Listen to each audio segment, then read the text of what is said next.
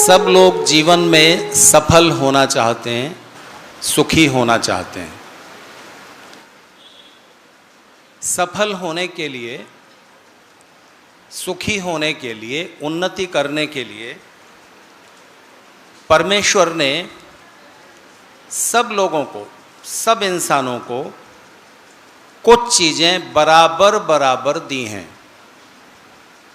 एकदम बराबर। उनमें से पहली संपत्ति, पहली दौलत है समय, टाइम। सबको बराबर मिला है 24 घंटे का। नरेंद्र मोदी जी के पास भी उतना ही है, स्वामी शांतानंद जी के पास भी उतना ही है, हमारे तुम्हारे पास भी उतना ही है।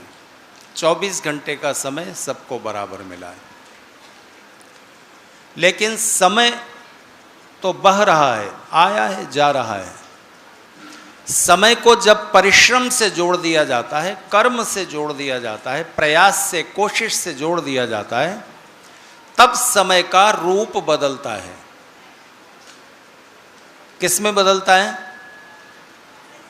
या तो ज्ञान में, नॉलेज में, विद्या में, या धन दौलत में, या पद अधिकार शक्ति में। तीन ही मुख्य ऐश्वर्य हैं जीवन के। जिधर भी समय को लगाओगे, परिश्रम से जोड़ोगे, उस क्षेत्र में सफलता मिल जाएगी। क्या ऐसा हो सकता है कि आप सुबह से शाम तक किताबें पढ़ते रहें और धनवान हो जाएं? या दुकान पर बैठकर सुबह से शाम तक सामान बेचते रहें, व्यापार करते रहें और विद्वान हो जाएं? नहीं होगा। या सुबह से शाम तक दूध, घी, बादाम खा के आप जिम में जाकर कसरत करते रहो, व्यायाम करते रहो, तो आप विद्वान बनोगे या धनवान बनोगे? पहलवान बनोगे। जिधर आपने मेहनत की, जैसे क्षेत्र में, वैसा पुरस्कार, वैसा फल मिल गया। तो कौन कौन सी चीजें हो गई अभी तक? कितनी चीजें भगवान ने दी हैं? समय, दूसरा बोलो, कर्म करने की कैपेसिटी, क्षमता। तीसरी एक चीज और है, उसको जोड़ देने से कम समय और कम परिश्रम में ज्यादा सफलता मिल जाती है। नाम बताओ उसका। कम समय और कम परिश्रम में ज्यादा सफलता मिलेगी जब आप परिश्रम करेंगे बुद्धिमत्ता के साथ, समझदारी के साथ, विद्या के साथ। बुद्धि लगाओगे और बुद्धि के साथ परिश्रम करोगे तो कम समय और कम परिश्रम में ज्यादा हासिल कर लोगे।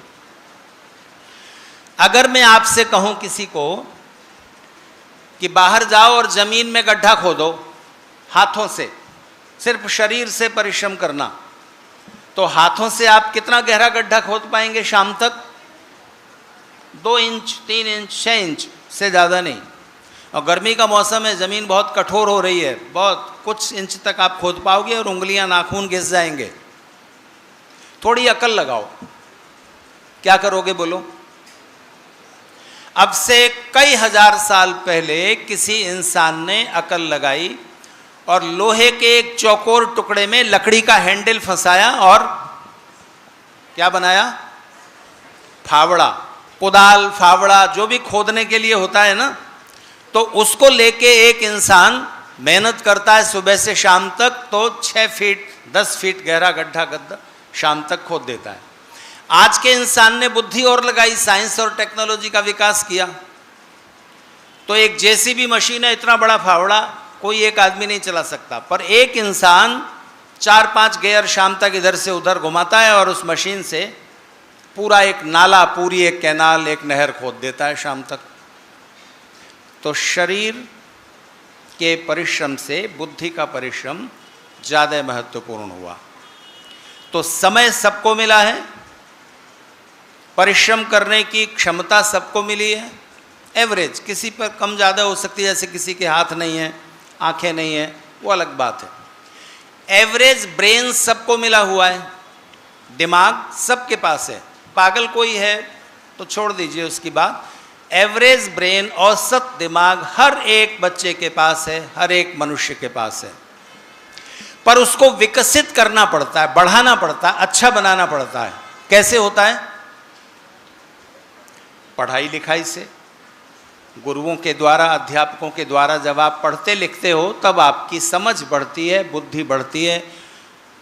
बुद्धि का विकास विद्या के द्वारा होता है और विद्या का सही उपयोग बुद्धि के द्वारा होता है, वो आपको करना पड़ेगा। तो समय, परिश्रम, बुद्धि। एक चौथी चीज और है, वो आपको खुद चुननी पड़ती है। क्या चीज है वो?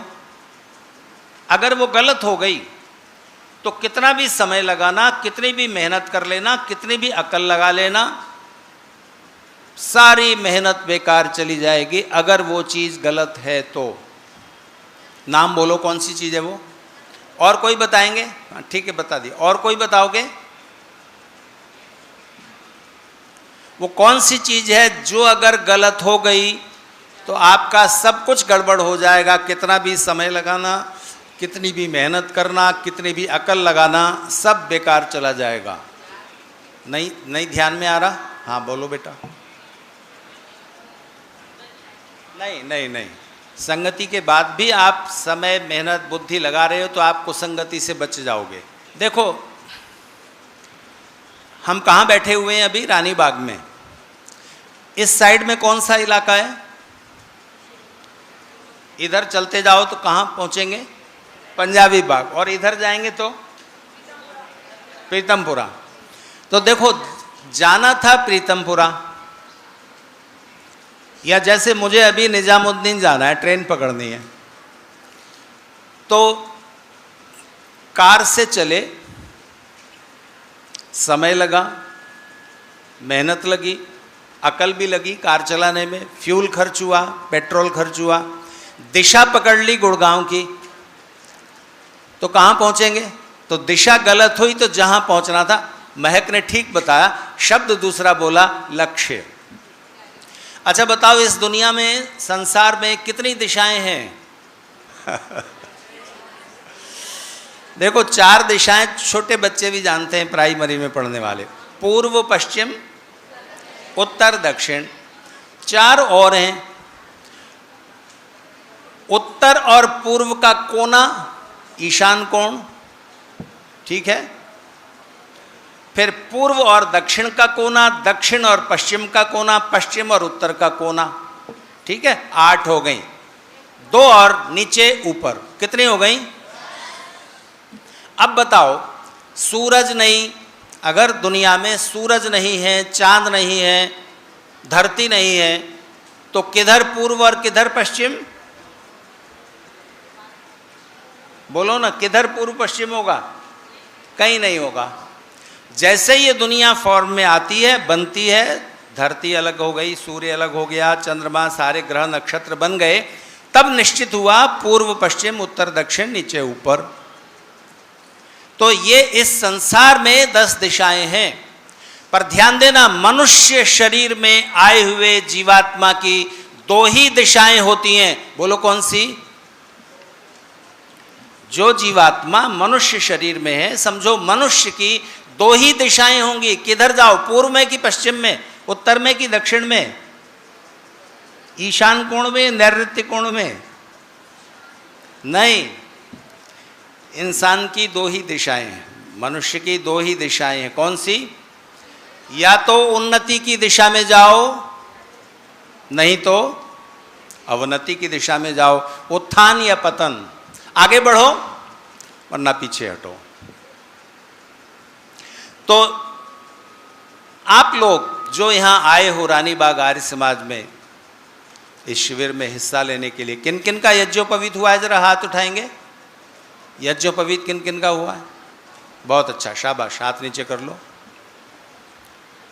तो आपको उन्नति की दिशा में ले जाने में ये धागे मदद करेंगे जो आपके कंधों पर, गले में डाल दिए गए हैं।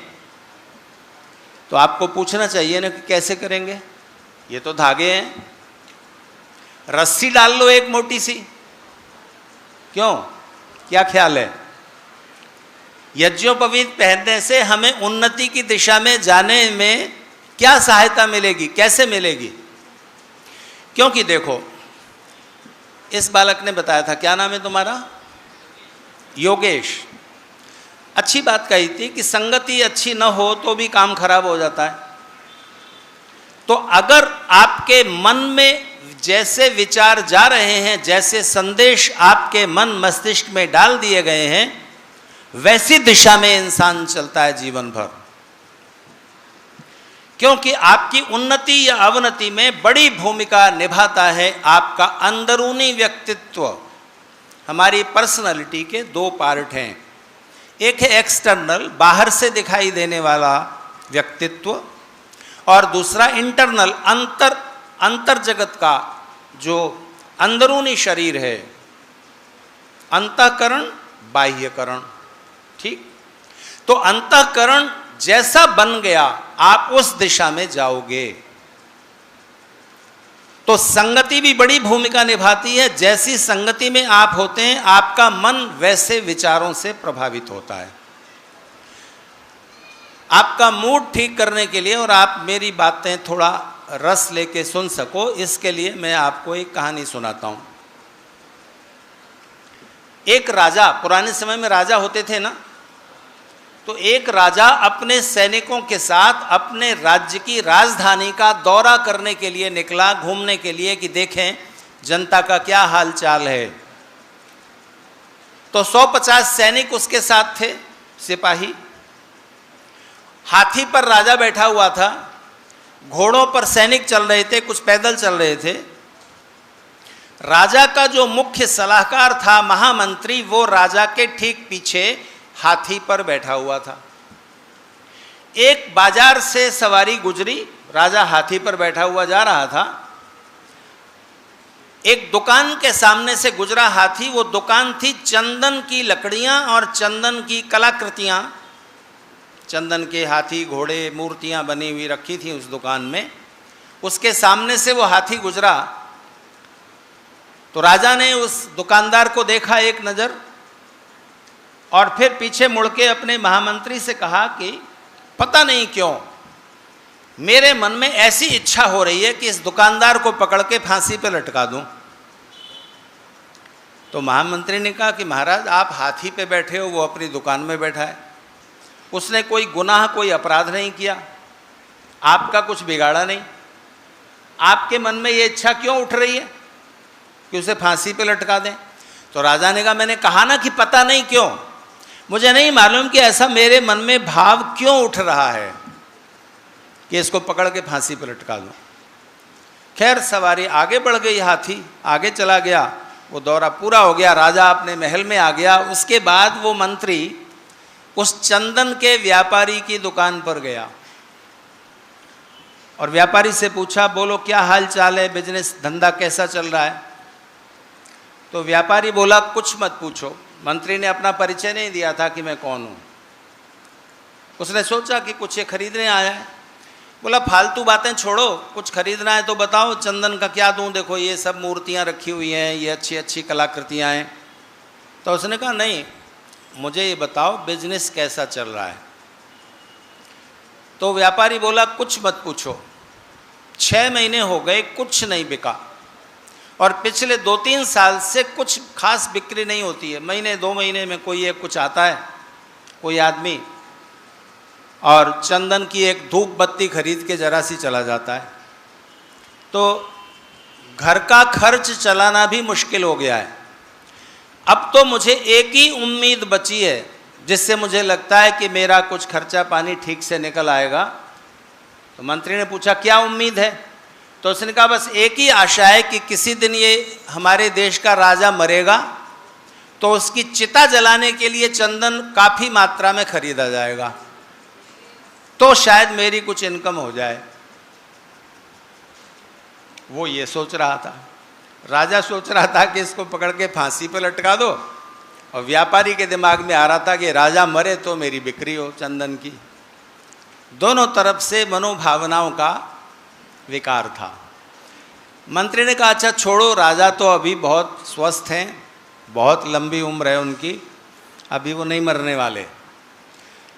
ये बताओ, सामने जो वो सरस्वती की प्रतिमा रखी हुई है, कितने की है?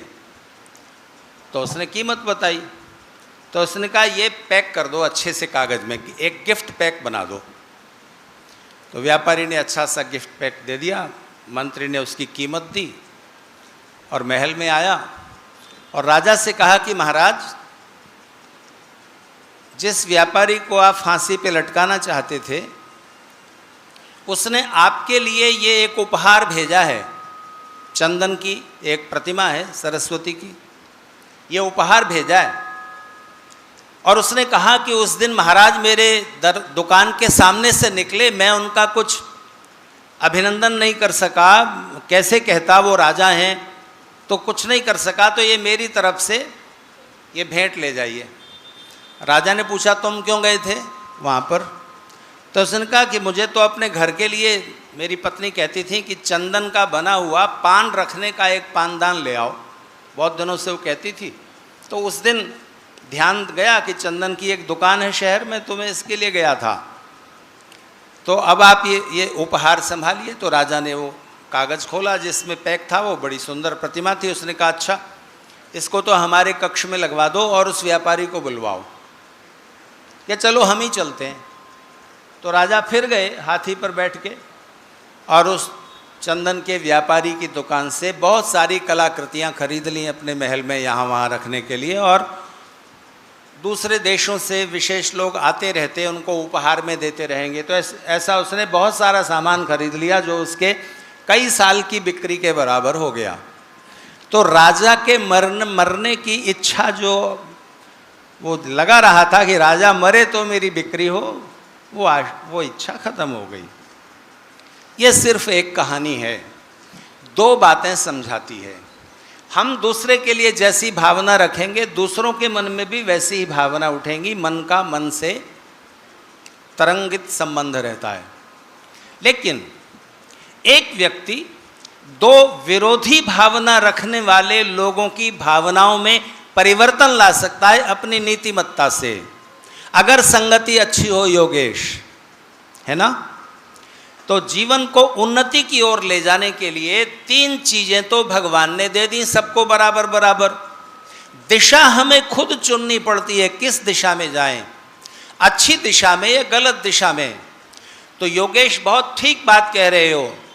जब हम छोटे होते हैं 5 साल की उम्र तक बच्चे के व्यक्तित्व पर, उसके मन पर सबसे ज़्यादा असर होता है उसकी माँ का।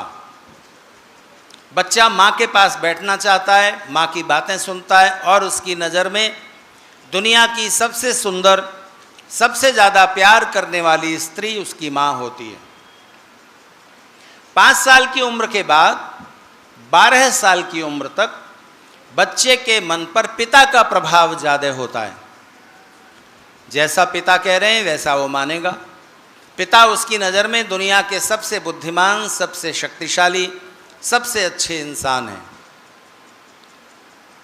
12 साल की उम्र के बाद फिर किसी भी बच्चे को अपने माता पिता की संगति की बजाय दोस्तों की संगति ज़्यादा अच्छी लगने लगती है। किनकी?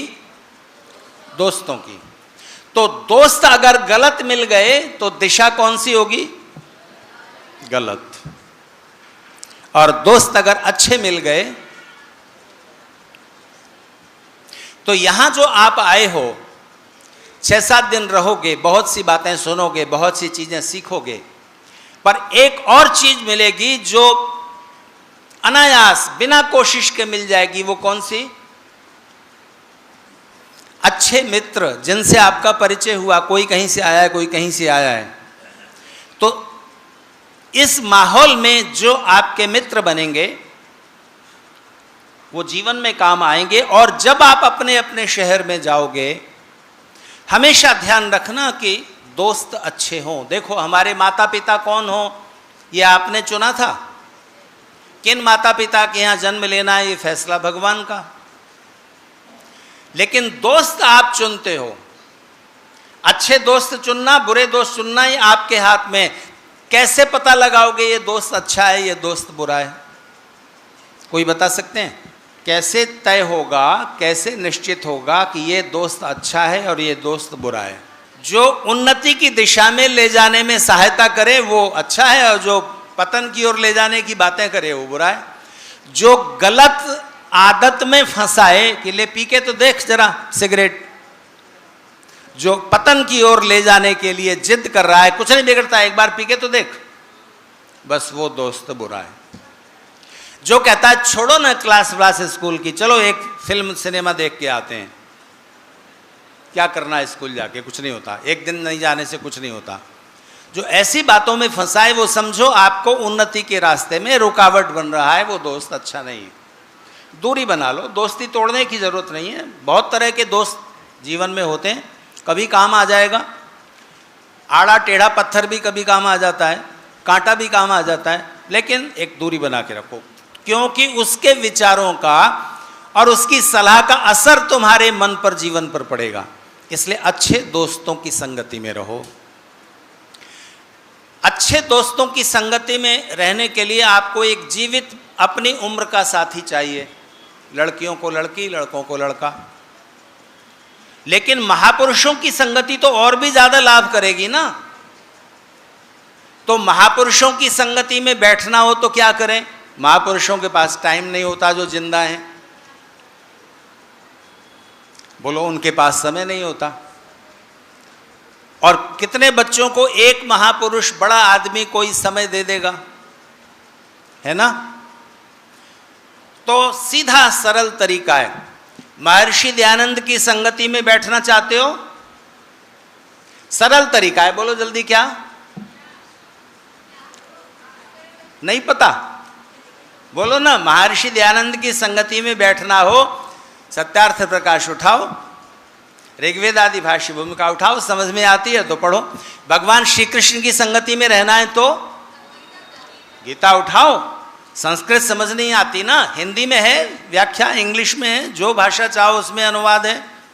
किसी भी अच्छे लेखक, अच्छे विचारक, अच्छे दार्शनिक, अच्छे महापुरुष की किताब उठाओ, जैसे ही आप उनके विचारों से जुड़ते हो वैसे ही उनके साथ हो जाते हो, उनकी संगति में हो जाते हो। ठीक है। तो यज्ञोपवीत पहनाते हुए जो संदेश आपके मन में डाले गए हैं वो विचार मूल्यवान हैं, उन विचारों को अपने मन में जगह देना। यज्ञोपवीत पहनाते हुए जो मंत्र बोला गया, उस मंत्र में ये कहा गया, यज्ञोपवीतम परमम पवित्रम। यज्ञोपवीत परम पवित्र है। तो बताओ ये यज्ञोपवीत तो परम पवित्र है नहीं, पसीने से 2 दिन में गंदा हो जाएगा, पहना हुआ कभी टूट जाएगा, जमीन से छू जाएगा, तो ये तो अपवित्र हो जाएगा, दिन में 10 बार अपवित्र हो सकता है। परम पवित्र क्यों है? तो जरूर कुछ खास बात है। यज्ञोपवीत पहनते हुए जो व्रत आपने लिए हैं, जो संदेश आपने समझे हैं, उन संदेशों को, उन व्रतों को गंदा मत होने देना, उन्हें टूटने मत देना। ये यज्ञोपवीत टूट जाएगा, जो संदेश, जो व्रत आपने लिए उनको जीवन भर टूटने नहीं देंगे। तो ये समझाए जाते हैं। जिन गुरुओं ने यज्ञोपवीत पहनाया उन्होंने ये बात जरूर कही, आपने ध्यान नहीं रखी। हमारी जीवन की उन्नति में 3 ऋण, 3 तरह के लोगों का उपकार जो हम पर है, उसको अपने जीवन से ऋण के रूप में उतारने का प्रयत्न करना हमारे ही जीवन की उन्नति में सहायता करेगा। तो सबसे पहले माता पिता का ऋण है। माता पिता का ऋण कैसे उतारोगे? बोलो कैसे उतारोगे? माता पिता की जो अपेक्षाएं हैं, जो वो आपसे चाहते हैं, वो पूरा कर दो। दुनिया भर के माता पिता अपने बच्चों से, बेटा हो या बेटी, एक ही अपेक्षा रखते हैं, एक ही चीज चाहते हैं कि हमारा बेटा, हमारी बेटी हमसे ज्यादा उन्नति करे, हमसे ज्यादा ऊंचाइयों को छुए, हमसे ज्यादा सुखी हो। इतना करके आप माता पिता के 50% ऋण से मुक्त हो जाएंगे। कितना? 50%, आधा। तो आप करेंगे? हाथ उठा के बताओ ना। माता पिता जैसे हैं उनसे ज्यादा आगे बढ़ना। बढ़ ना पाओ कोई बात नहीं, कोशिश सच्ची होनी चाहिए। हाथ नीचे कर लो। बाकी आधा ऋण कैसे चुकाया जाएगा? माता पिता ने जो सबसे कीमती चीज आपको दी आपके बचपन में, उसको वापस कर देना। कौन सी चीज है? अच्छे खिलौने, अच्छे कपड़े, अच्छा खाना, अच्छा स्कूल नहीं, ये सब माता पिता जैसी हैसियत होती है करते हैं। उन्होंने जो सबसे अच्छी चीज दी आपको, सबसे मूल्यवान, वो चीज थी उनका प्रेम, बिना किसी स्वार्थ का प्रेम। उस प्रेम को सेवा, श्रद्धा, सम्मान, शुश्रूषा बनाकर वापस कर देना। जब वो बूढ़े हो जाएंगे, आप जवान होगे। इतना काम करके आप माता पिता के ऋण से मुक्त हुए। दूसरा ऋण है आपके गुरुओं का, आपके अध्यापकों का,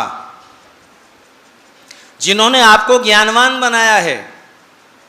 अगर अध्यापक नाम का व्यक्ति धरती पर न हो तो हर इंसान दो पैरों पर चलता हुआ जानवर होगा, पशुओं जैसा। ध्यान देना, एक कुत्ते को, गधे को, घोड़े को, बंदर को, हाथी को, कुत्ता, घोड़ा, गधा, हाथी, बंदर बनने के लिए सिर्फ इतना काफी है कि वो कुत्ता, घोड़ा, गधा, हाथी, बंदर माता पिता के यहां जन्म ले, बस। इसके साथ ही वो कुत्ता, घोड़ा, गधा, हाथी, बंदर हो जाता है। पर मनुष्य के बच्चे को मनुष्य होने के लिए इतना काफी नहीं होता कि वो मनुष्य माता पिता के यहां जन्म ले। उसको मनुष्य बनने के लिए इसी जीवन में एक और जन्म लेना पड़ता है, विद्या का जन्म, ज्ञान का जन्म, जो गुरुओं के द्वारा होता है। अगर गुरु न हो, आचार्य, अध्यापक न हो, तो सब बच्चे दो पैरों पर चलते हुए जानवर होंगे, चिंपैंजी। मुझे आज पता चला कि श्रीमती सुरेखा चोपड़ा जी अध्यापन भी करती हैं। वैसे ज़रूरत नहीं है उनको, परिवार में बहुत धन संपन्नता है, बिजनेस है, लेकिन वो इस भाव से कि मैं जो मैंने सीखा है वो मैं सिखा सकूं। तो एक स्कूल में 12वीं तक का स्कूल, उसमें पढ़ाने के लिए एक नौजवान टीचर की नियुक्ति हुई, नौकरी लगी। तो जो 11वीं 12वीं क्लास के बच्चे थे, बड़े शैतान, उन्होंने सोचा कि ये जो नया टीचर आया है ये हम पर अपना रौब चलाए, इससे पहले हम इसको अपने प्रभाव, अपने रौब में ले लें। तो उन्होंने क्या किया, टीचर क्लास में आएंगे, ये उन्हें पता था। उनके आने से पहले शैतान बच्चों ने क्या किया, ब्लैक बोर्ड होता है ना, ब्लैक बोर्ड पर चौक से जो सफ़ेद खड़िया मिट्टी होती है ना, जिससे लिखते हैं ब्लैक बोर्ड पर, वो उठाई और लिख दिया उस ब्लैक बोर्ड पर, मास्टर जी गधे। क्या लिख दिया, मास्टर जी गधे। मास्टर जी क्लास में आए, उन्होंने देखा, अच्छा। उन्होंने कुछ बच्चों को डांटा फटकारा नहीं, किसने लिखा है ये सब कुछ नहीं पूछा, चुपचाप ब्लैक बोर्ड के पास गए, वो खड़िया मिट्टी, वो चौक उठाई और वो सेंटेंस के आगे 3 शब्द और लिख दिए। पहले लिखा हुआ था मास्टर जी गधे, 3 शब्द और लिख दिए, 4, और सेंटेंस यूं बन गया। पहले लिखा था मास्टर जी गधे, उन्होंने जो लिखा उसको मिला के सेंटेंस बना, मास्टर जी गधे को आदमी बनाते हैं। सेंटेंस पूरा हो गया। तो जिसने हमें ज्ञान का प्रकाश दिया है उसका ऋण है, गुरुओं का ऋण है, अध्यापकों का ऋण है, ज्ञान की पूरी परंपरा का ऋण है, ऋषियों का ऋण है, ऋषि दयानंद का ऋण है। कैसे उतारोगे, जल्दी बोलो, कैसे उतारोगे? इसके भी 2 तरीके हैं। एक, अधिक से अधिक ज्ञानवान बनो। बोलो ना मेरे साथ, अधिक से अधिक ज्ञानवान बन के, अधिक से अधिक पढ़ाई लिखाई, अधिक से अधिक अपनी बुद्धि विद्या का विकास करके आप ऋषियों के, अध्यापकों के, गुरुओं के ऋण से मुक्त हो जाएंगे। कितना? 50%। बाकी आधा, बाकी आधा कैसे चुकेगा? कोई आदमी कितना भी ज्ञानवान हो, कितना भी बुद्धिमान हो, कितना भी विद्वान हो, जीवन में पूरी तरह असफल रहेगा, दुखी रहेगा, अगर वो अपने कामों को समझदारी के साथ नहीं करता। तो जो कुछ पढ़ा लिखा सीखा है उसको प्रयोग में लाएंगे। यूं कहो कि अपने हर काम को बुद्धिमत्ता के साथ, समझदारी के साथ, ज्ञान पूर्वक करेंगे।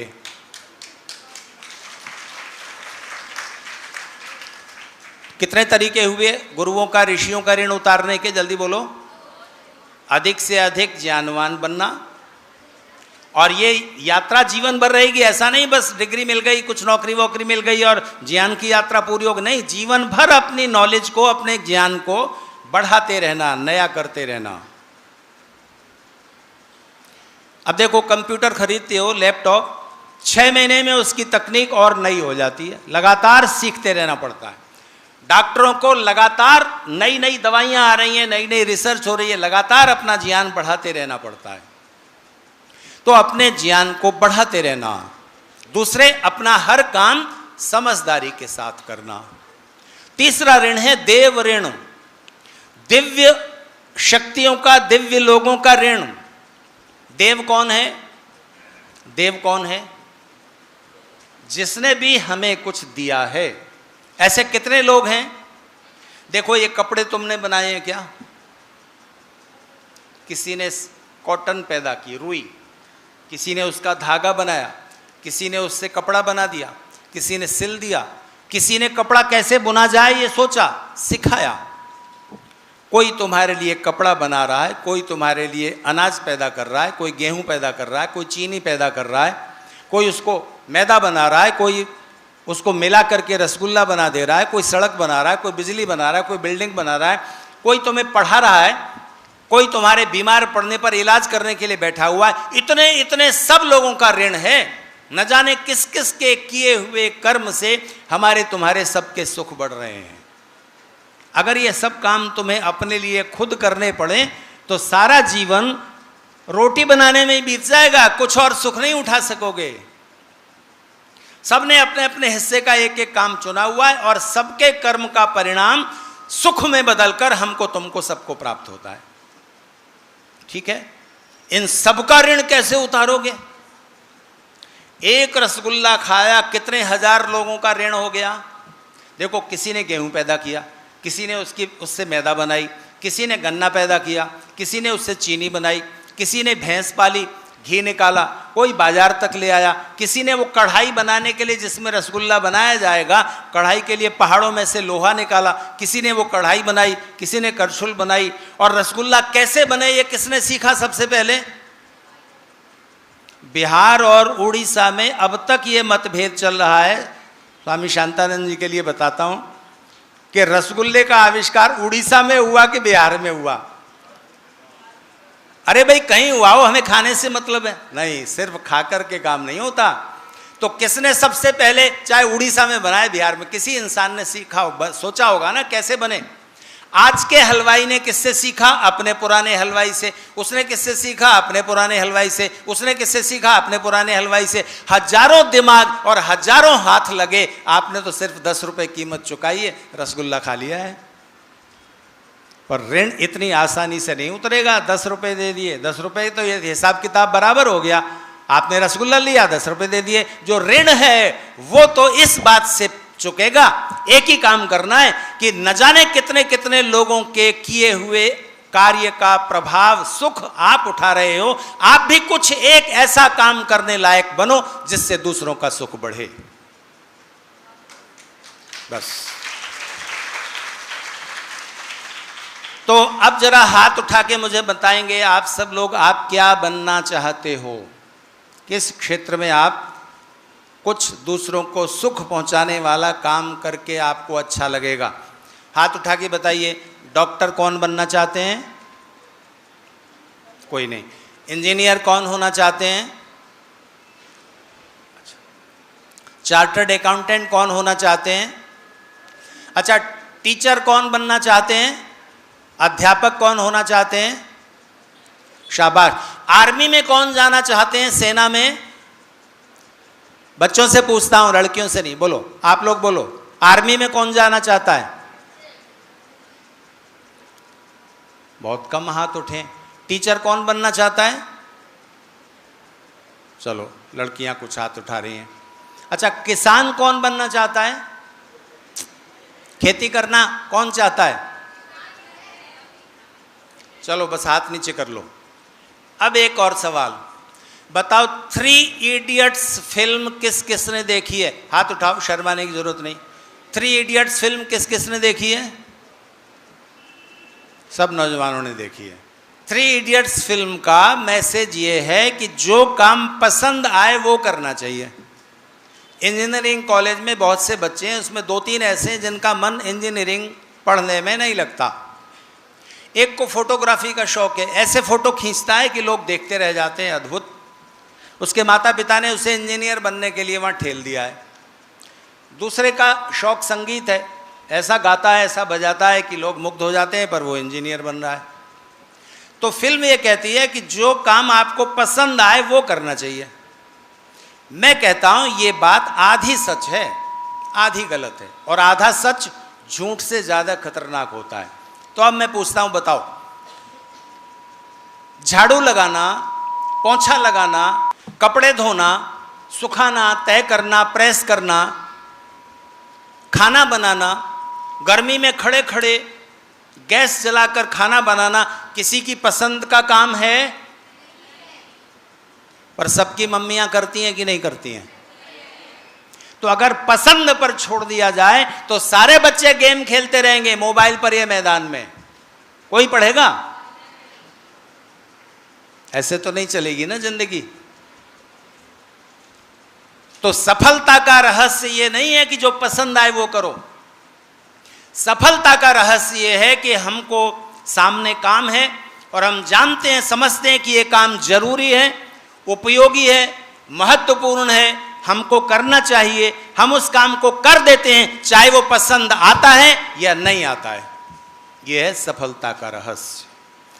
फिर अगली बात यह है कि काम कर दो और फिर उसमें इंटरेस्ट क्रिएट कर लो, फिर उसमें पसंदगी पैदा कर लो। जैसे ही कोई सब्जेक्ट समझ में आने लगता है ना, वैसे ही उसमें रस आने लगता है, इंटरेस्ट आने लगता है। जैसे ही किसी काम को आप ये सोच के करते हो कि इससे दूसरों को सुख मिलेगा। अब मम्मी आपके कपड़े धोती हैं, आपके लिए खाना बनाती हैं, उन्हें अच्छा लगता है, अंदर से पसंद आता है, वैसे नहीं आएगा। मेरे लिए बनाए तो नहीं आएगा, तुम्हारे लिए बनाए तो आएगा, ठीक है ना? तो उसमें पसंदगी क्रिएट करनी पड़ती है। तो जिस भी काम को करो, दूसरों का सुख इससे क्या होगा, मेरा सुख क्या होगा, जैसे ये दोनों बात सोचोगे, बोरिंग से बोरिंग काम भी अच्छा लगने लग जाएगा। तो बस एक बात कहूँगा और अपनी बात समेटूंगा। दुनिया में दो तरह के काम होते हैं। सुबह से शाम तक जितने भी काम करोगे उनके दो विभाग होंगे, दो कैटेगरीज, दो वर्ग। एक तरह के काम वो होंगे जिनको करने में मन अपने आप लग जाएगा, ध्यान देना। एक तरह के काम वो होंगे जिनको करने में मन अपने आप लग जाएगा। दूसरी तरह के काम वो होंगे जिनको करने में मन अपने आप नहीं लगेगा, बड़ी कोशिश से लगाना पड़ेगा। अंतर क्या है? जिन कामों को करने में मन अपने आप लग जाएगा, उन कामों को करके सिर्फ मनोरंजन मिलेगा, सिर्फ एंटरटेनमेंट। और जिन कामों को करने में मन अपने आप नहीं लगेगा, कोशिश करके लगाना पड़ेगा, उन्हीं कामों को करके कुछ अचीवमेंट मिलेगा, कुछ हासिल होगा, कुछ उपलब्धि होगी। एक बात बताओ, कार में, मोटरसाइकिल में, स्कूटर में ब्रेक किस लिए होते हैं? बोलो। गाड़ी को रोकने के लिए, ठीक बात है ना? लेकिन अगर मैं कहूं आपसे कि वो गाड़ी को स्पीड से चलाने के लिए होते हैं, तो आप मानोगे? नहीं मानोगे, अभी मान जाओगे। अगर किसी गाड़ी में ब्रेक नहीं है और आपको पता है कि ब्रेक लूज हैं या खराब हो गए, तो आप गाड़ी को स्पीड दोगे? इसका मतलब ब्रेक किस लिए है? कि गाड़ी स्पीड से चल सके। अगर ब्रेक नहीं होंगे तो गाड़ी स्पीड से नहीं चलाओगे, ठीक बात है ना? तो ब्रेक हैं तो आपको विश्वास है कि जब जरूरत होगी हम रोक लेंगे, इसलिए हम स्पीड से चल सकते हैं, ठीक है? तो जिस गाड़ी में, जिस कार में ब्रेक न हो, आप उसमें बैठोगे नहीं। और जिस गाड़ी में स्पीड बढ़ाने का जो यंत्र होता है, एक्सीलरेटर, वो ना हो, तो उसमें बैठोगे तो भी क्या फायदा? जिसकी स्पीड ही नहीं बढ़ती, तो उस गाड़ी में भी नहीं बैठोगे। तो आप इस गाड़ी में बैठे हुए हो, किसमें? इस शरीर में। तो इस शरीर में आपके पास एक यंत्र है, वही एक्सीलरेटर है स्पीड बढ़ाने का, और वही ब्रेक है। कौन सा है वो? वो है आपका मन। लगाना पड़ेगा और रोकना भी पड़ेगा। पढ़ने में अपने आप लग जाता है, लगाना पड़ता है। और एक रोटी खा लें, और एक रसगुल्ला खा लें, और एक चॉकलेट खा लें, यहां तो रोकना पड़ेगा, कोशिश करके रोकना पड़ेगा। ठीक है, तो अपने मन को शक्तिशाली बनाएं, यज्ञोपवीत के संदेशों को याद रखें। 3 ऋण उतारने हैं, जीवन में उन्नति करनी है, सफलता की ओर आगे बढ़ते रहना है। अगर कोई भी किसान न बने तो सब भूखे मर जाएंगे कि नहीं? कोई भी आर्मी में ना जाए, देश की सुरक्षा होगी? तो इसलिए कोई काम छोटा है, हम तो डॉक्टर है, इंजीनियर ही बनेंगे, वही बस समाज के सम्मानजनक पेशे हैं, ऐसा मत समझो। जिस भी क्षेत्र में आप काम कर रहे हो, मेहनत से करो, पूरी निष्ठा से करो, और किसी लायक जरूर बनो जिसका प्रभाव समाज में दूसरों को सुख पहुंचाने के लिए हो। ऐसा कुछ बन करके आप देव ऋण से मुक्त होते हैं। तो मेरी बातों को आपने सुना, इसमें मन लगाना पड़ा या अपने आप लग गया? नहीं, अपने आप नहीं लगा, उसमें कुछ मेहनत आपकी थी, कुछ मेरी भी थी। ठीक है ना? तो जो भी यहाँ कुछ दिन आप रहोगे, जो भी बोला जाए अपनी तरफ से मन लगाओ, समझने की कोशिश करो, वो बातें आपके काम की हैं। यहाँ से जब आप जाएं, आपके मन की डिजाइन पहले से और अधिक अच्छी हो, और यहाँ से कुछ दिव्य सूत्र लेकर के आप जाएं जो कि आपके जीवन में आपको सही दिशा बताते रहेंगे। इन्हीं शब्दों के साथ मैं अपनी बात समाप्त करता हूँ। माननीय श्री जोगेंद्र जी खट्टर का धन्यवाद करता हूँ, जिन्होंने मुझे आपके बीच आने का अवसर दिया।